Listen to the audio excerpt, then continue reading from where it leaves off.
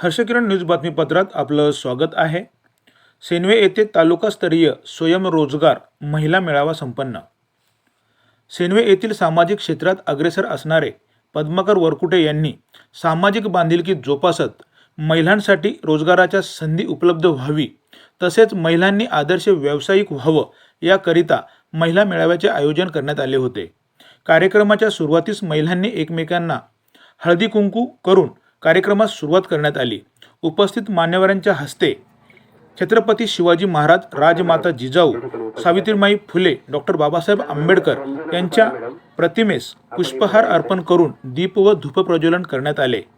आयोजकांनी उपस्थित मान्यवरांचे शॉल व पुष्पगुच्छ देऊन सत्कार करण्यात आले। कार्यक्रमाचे आयोजक पद्माकर वरकुटे यांनी प्रास्ताविक मांडले। तसेच मान्यवरांनी उपस्थित महिला बचत गटातील महिलांना शासनाकडील रोजगाराच्या विविध योजनांची हितंभूत माहिती देण्यात आली। या मेळाव्यासाठी 250 ते 300 महिला उपस्थित होत्या। तसेच सामाजिक राजकीय क्षेत्रातील कार्यकर्ते तसेच पत्रकार उपस्थित होते। विनंती की आपण दीप प्रज्वलन करायचे। त्याचबरोबर सन्माननीय ज्येष्ठ सामाजिक कार्यकर्ते किसनरावजी तरमणे साहेब, आपण एक दीप प्रज्वलित करायचे। प्रतिमाचं पूजन आणि दीप प्रज्वलन मान्यवरांना विनंती की आपण समवेत करायचं आहे। मान्यवरांच्या शुभ हस्ते दीप प्रज्वलन प्रतिमाचं पूजन होत आहे।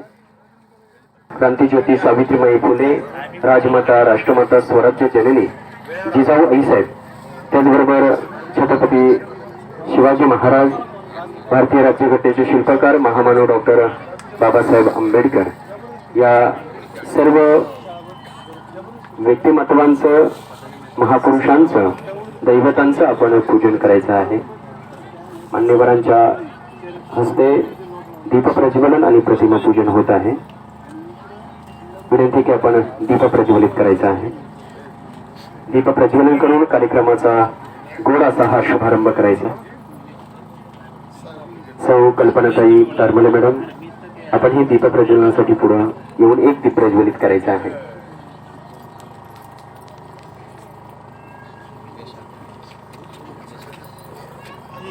सन्माननीय योगेश हजारे साहेब, आपण देखील दीप प्रज्वलनासाठी पुढे या। मान्यवरांच्या शुभ हस्ते एक दीप या ठिकाणी प्रज्वलित होत आहे। एक दिवा एक पंथी प्रकाशाचं रूप असतं, अंधारातून वाढ दावण्या एवढे देखील खूप असतं। खरं तर अज्ञान रूपी अंधकार दूर होऊन ज्ञानमय प्रकाश प्रज्वलित व्हावा यासाठी दीप प्रज्वलन करत आहोत। हा दीप ज्ञानाचा, हा दीप प्रगतीचा, हा दीप स्नेहाचा, आपुलकीचा, हा दीप एकमेकांच्या सहकार्याचा, हा दीप स्वयंरोजगाराचा, हा दीप एकतेचा, समतेचा आणि बंधुभावाचा। शत्रुबुद्धी विनाशाय दीप ज्योतिर नमस्तुते। अंतःकरणातला शत्रुभाव नाहीसा होऊन सर्वांना प्रेम अर्पित करण्यासाठी हे दीपदेवतेकडे आपण प्रार्थना करूया। सर्व मान्यवरांना विनंती करतो की आपण व्यासपीठावर विराजमान व्हायचं आहे।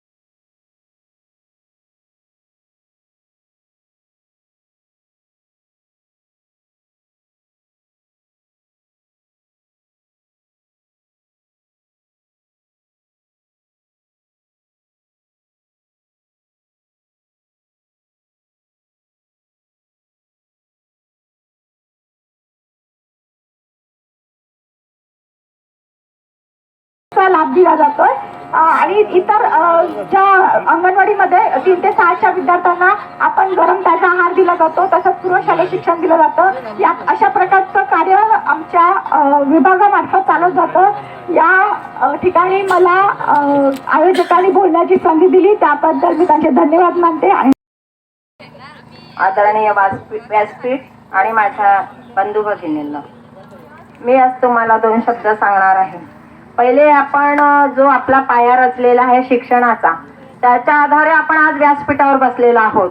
त्या म्हणजे आपल्या सावित्रीबाई फुले. त्यांची मी आता एक ओवी गाणार आहे, नंतर माझी जी काय माहिती असेल ती सांगणार आहे. पहिली माझी ओवी ग सावित्रीच्या बुद्धीला, स्त्रियांच्या शिक्षणाचा पाया तू घातला. अशिक्षित अडाणी तू पतीपाशी शिकली, मुलींसाठी पहिली शाळा तुम्ही काढली.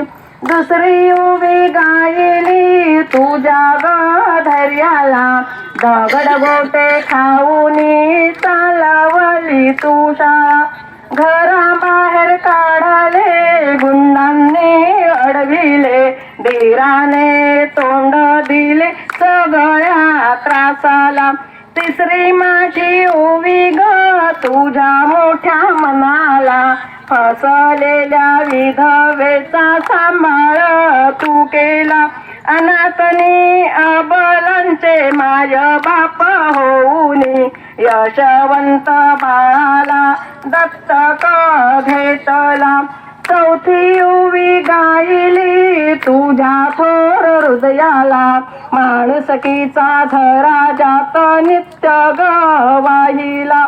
ज्योतिबांची सावली नाही तू राहिली, सत्य धर्म प्रकाशात ते जण झळकली.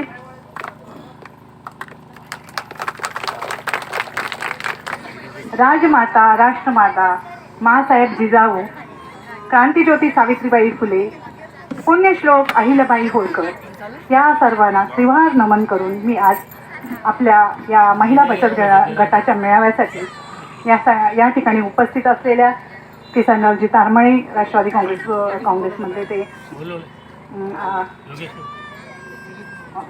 सरचिटणीस आहेत आणि ज्यांच्या मार्गदर्शनाखाली मी आज इथे बोलायला शिकलेली आहेत अशा आमच्या विद्याताई वेखंडे, की त्यांनी आम्हाला घडवलं अशा आमच्या त्या विद्याताई वेखंडे. त्याचबरोबर इथे उपस्थित असलेला संपूर्ण व्यासपीठ, सर्वांची नावं घेत नाही कारण नावं घेतलं तर वेळ पुरणार नाही आणि मला जे म्हणायचे ते आपलं संवाद राहून जाईल. तर आज इथे उपस्थित असलेले सर्व पत्रकार तसेच माझ्या मैत्रिणी ज्या बचत गटाच्या या इथे उपस्थित आहे, बंधू आणि भगिनींनो, खरं तर महिला सक्षमीकरणाबद्दल सगळे बोलतात. महिलांना सक्षमीकरण करण्याची काही गरज नाही, त्या मुळात सक्षम आहेत. आता संघटन म्हणजे हे एकी, स्त्री शक्ती. संघटन म्हणजे शक्ती. मग तुम्हाला एक लहानपणी आम्ही गोष्ट ऐकली, सगळ्यांना आठवतच असेल, की एक काडी असेल तर ती लगेच मोडते, पण काड्यांचा जर समूह असेल तर तो लगेच मोडत नाही. तसाच संघटन म्हणजे काय, एक स्त्री नाही, जेव्हा 10 स्त्रिया एकत्र येतील तेव्हा तिथे संघटन तयार होतो आणि ते संघटन म्हणजे त्या संघटनेमुळे आपण आपलं स्वतःची प्रगती करू शकते, आपण एकत्र येऊ शकतो, आपली विचारांची देवाणघेवाण करू शकतो. बचत गट खऱ्या अर्थाने कुठून सुरू झाला तर बांगलादेशासारखा एक गरीब देश आहे की जिथे बचत गटाची सुरुवात मोहम्मद युसूफ नावाच्या एका व्यक्तीने, एक सामाजिक कार्यकर्ता होता, त्यांनी केली. त्यांनी असंच सगळ्या महिलांना बोलवलं, एकत्रित आणलं आणि त्यांना बचतीचं महत्त्व कळवलं. बचत केल्याने हळूहळू त्या बचतीचं रूपांतर एक त्यांनी महिला बँकेमध्ये केलं आणि ती बँक मोठी झाली. नंतर त्याच्यातून व्याज, कर्ज वगैरे देऊन अशा प्रकारे व्यवसाय उत्पादन वाढून आज आपल्या भारतासारख्या विकसनशील देशाला पण बांगलादेशाचं नाव घ्यावं लागतं.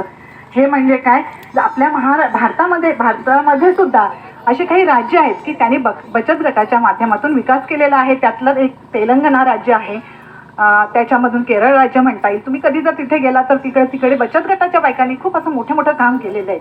तर ह्या सगळ्या गोष्टी का घडतात तर आपण संघटन केल्यामुळे. माझं एकच म्हणणं आहे, महिलांनो कधीही असंघटित राहू नका, संघटित राहा. संघटनाने आपली प्रगती आहे. आपण अनेक वेगवेगळ्या प्रकारामधून त्याच्यातून तारून जाऊ शकतो.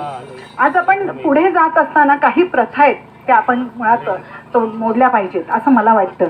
समाजामध्ये आपण जेव्हा एखादा चांगला मंगल कार्य करतो किंवा हळदी कुंकूचा कार्यक्रम करतो तर ह्या कार्यक्रमामध्ये आपण विधवा महिलांना बोलवत नाही, कारण आणि त्या कधी पण बिचारे येत नाही, कारण पूर्वीपासून त्यांच्या मनावर असं बिंबवलेलं आहे की विधवांनी हळदी कुंकवाला यायचं नाही. मग अशी मी एका बाईंना विचारलं की ताई तुमचं हळदी कुंकू झालं की नाही, त्या म्हणाल्या झालं. मला समाधान वाटलं, कारण मला असं वाटतं की आज आपल्या समाजामध्ये आता ही प्रथा मोडली पाहिजे. विधवा सुद्धा आपल्यातलाच एक भाग आहे. जसे आपण छान राहतो, आपण मजा करतो, आपण लग्नामध्ये जातो, तसा विधवांनीही आपल्या प्रत्येक कार्यक्रमामध्ये चांगल्या प्रकारे भाग घेतला पाहिजे. ही माझं असं वैयक्तिक मतच आहे. आपल्या सगळ्या महिलांनी आता हा विचार बदलायला हवा आणि आपण सगळ्यांनी एकत्र आलं पाहिजे. दुसरी गोष्ट, विधवा हा शब्द काढून आता आमच्या रुपालीताई चाकणकर ज्या महिला आयोगाच्या अध्यक्ष आहेत, त्यांनी आम्हाला असं सांगितलेलं आहे की कुठल्याही महिला विधवेला जर जिचा पती नसेल अशा महिलेला विधवा न बोलता तिला पूर्ण अंगिनी असा हा शब्द प्रयोग करावा. कारण उद्देश असा आहे की ज्या महिलेनी एखाद्या महिलेने व्यवसायाचं जर स्वप्न बघितलं तर तो व्यवसायाचं स्वप्न तिला साकार करता आलं पाहिजे. मग ती काय करू शकते तर ती त्या योजनेअंतर्गत एक टोल फ्री क्रमांक तुम्हाला दिलेला आहे. त्या टोल फ्री क्रमांकावर जर तुम्ही कॉल केला तर तुम्हाला जो व्यवसाय करायचा आहे त्या व्यवसायाची इत्यभूत माहिती तुम्हाला तिथे दिली जाईल. मग त्या व्यवसायासाठी लागणारे कागदपत्र, कुठे परमिशन्स घ्यायच्या, कोणाकोणाला तुम्ही विचारू शकता, तुम्हाला कुठली बँकेकडून लोन मिळणार, किती सबसिडी मिळणार, तुम्ही केलेला उत्पादनचा माल तो कुठे तुम्ही विकू शकतात, म्हणजे एव्हरीथिंग तिथे सांगितलं जातं. A to Z माहिती तुम्हाला दिली जाते. तुम्हाला किती सबसिडी मिळणार, तुमचं CV कसं असेल, CV म्हणजे तुमचं बँक अकाउंट रेकॉर्ड, तुमचं बँकेचं रेकॉर्ड कसं असेल, त्यानुसार तुम्हाला बँक किती पैसे मंजूर करणार, हे सगळं त्या स्वप्नपूर्ती योजनेमध्ये तुम्हाला मिळू शकतं. त्यासाठी तुम्हाला जो टोल फ्री क्रमांक आहे तो मी माझ्याकडून तुम्हाला देईल जाताना. लेक लाडकी योजना ही प्रामुख्याने 24 एप्रिल 2023 पासून चालू केली. याच्या अगोदर माझी मुलगी भाग्यश्री अशा नावाने ती योजना चालू होत होती. त्याला मर्यादा होत्या. पण आता जी ही योजना आहे या योजनेला केशरी धारकांना सुद्धा ही योजना चा लाभ घेता येईल. याच्यात 1 ते 18 वर्षापर्यंतच्या जी मुलगी आहे तिला टप्प्याटप्प्याने तो अनुदान येईल आणि 18व्या वर्षी तिच्याकडे ते 1 ते सव्वा लाख रुपये तिच्या अकाउंटमध्ये ट्रान्सफर केले जातील, जेणेकरून तिला शिक्षणासाठी कुठल्याही प्रकारची अडचण येऊ नये. त्याचबरोबर त्यांनी नवीन योजना चालू केली जी आशा वर्कर्ससाठी आहे, डॉक्टर आनंदीबाई जोशी योजना. या योजनेअंतर्गत ज्या महिला आहेत, आशा वर्कर्स, अशा महिलांचा मोफत आरोग्याची तपासणी ही या योजनेअंतर्गत करणारे ह्या वर्षी, पुढच्या वर्षी या आशा वर्कर्सच्या परिवाराची सुद्धा मोफत तपासणी या योजनेअंतर्गत केली जाते. तसेच अदितीताई तटकर यांना सगळ्या ठिकाणच्या अंगणवाड्या आहेत डिजिटल करायच्या आहेत. डिजिटल स्वरूपाच्या अंगणवाड्या तिथे करण्यात येणार आहेत. तसंच त्यांनी आणलेली एक नवीन योजना म्हणजे ज्या मुली शिक्षण घेण्यासाठी बाहेर आहेत किंवा ज्या वर्किंग लेडीज आहेत, वर्किंग वुमन्स ज्या आहेत ज्या बाहेर राहतात, त्यांना मुंबईसारख्या ठिकाणी राहावं लागतं, पुण्यासारख्या ठिकाणी राहावं लागतं कामाच्या आणि शिक्षणाच्या संदर्भात, तर त्यांना हॉस्टेलची योजना ही ताईंच्या माध्यमातून आपल्याला मिळणार आहे. तसंच दुसरी आणखीन एक योजना त्यांनी आणली की ज्या महिला दारिद्र्य रेषेच्या खाली येतात त्यांना, त्या महिला तरुणींना सॅनिटरी पॅड हे मोफत दिले जातात. ही योजना पण आपल्याकडे राबवण्यात येऊ शकते. अशा अनेक प्रकारच्या योजना आपल्याकडे आणलेल्या आहेत. आता मगाशी कोणीतरी सांगितलं की आपल्या भारताच्या ज्या अर्थमंत्री आहेत निर्मला सीतारामन, त्यांनी आता 1 तारखेला जो बजेट हे केलं, त्या बजेटमध्ये त्यांनी एक खूप चांगली योजना आणली. ती म्हणजे अशी की वयातील 9 ते 14 वर्षाच्या ज्या कुमारिका आहेत त्यांना कर्करोगाची जी लस असते ती फ्री तिथे देण्यात येणार आहे. त्याच्यामुळे कर्करोग म्हणजे कॅन्सरसारखे रोग हे पुढच्या पिढीला होऊ नयेत म्हणून त्यांनी ही फ्री लस योजना आपल्यासाठी लॉन्च करून ठेवलेली आहे. त्याचबरोबर त्यांनी बचत गटातील महिला अंगणवाडी सेविका ज्या आहेत त्यांच्यासाठी, तसंच आशा सेविकांसाठी, आणखीन ज्या महिला आहेत त्यांच्यासाठी आरोग्यधन अशी आयुष्मान योजना अशी ही त्यांनी नवीन आता योजना आणलेली आहे. मला असं वाटतं की आपल्याला राजकारणात 50% अनुदान आपल्या महिलांना मिळालेलं आहे आणि आपण निश्चितपणे त्या अनुदानाचा फायदा घेऊन आपण राजकारणातही थोडाफार भाग घेतला पाहिजे. त्यामुळे समाजकारणही होतं, राजकारणही होतं आणि आज आपल्याला मुलींचा भेदभाव करायचा नाही ही गोष्ट लक्षात घ्या. तसा मुलगा आपल्या वंशाचा दिवा असतो तशी मुलगी ही तेवत राहणारी एक पंथी असते. मुला मुलीचा भेद आज आपल्या समाजात करायचा नाही. मुलगी ही मुला इतकीच चांगली आणि प्रिय तेवढीच चांगल्या पद्धतीने आपल्याला सांभाळू शकते. त्यामुळे आपण मुला मुलींचा भेद कधीही करू नये. दुसरी गोष्ट मला असं म्हणायचे की जो बचत गटांना जो निधी आहे जो 15,000 खेळतं भांडवल जो 15,000 होता तो आता 30,000 केलेला आहे. याची सगळ्या लोकांनी नोंद घ्यावी. जे तुमचे CRP आहे, मला वाटतं 45,000 CRP महिला काम करतात. इथे उपस्थित असतील CRP, त्यांच्या अंडर 60 लाख महिला बचत गट जोडलेले, 60 लाख महिला जोडलेल्या आहेत. त्या 60 लोकांना शहरामध्ये बचत गटांना या CRP 45,000 CRP वर्क करतात. त्याच्यामध्ये आता CRPचं मानधन पण वाढवलेलं आहे. जो पूर्वी 3,000 होता तो आता 6,000 केलेला आहे. तसंच आता शहरामध्ये मॉल तयार करून ते तुम्ही बचत गटाने बनवलेल्या वस्तू विक्रीसाठी तिथे ठेवल्या जाईल. त्याला युनिटी मॉल असं म्हणतात. लवकरच ती योजना आपल्यामध्ये दाखल करणार आहेत. आणि अशा प्रकारच्या योजना वेगवेगळ्या स्वरूपातल्या ज्या महाराष्ट्रातल्या महिला आहेत त्या बचत गटाच्या माध्यमातून एकत्र येणार आणि त्यांना आपण सक्षमीकरण कशा पद्धतीने करणार हे आपण पाहू शकतो.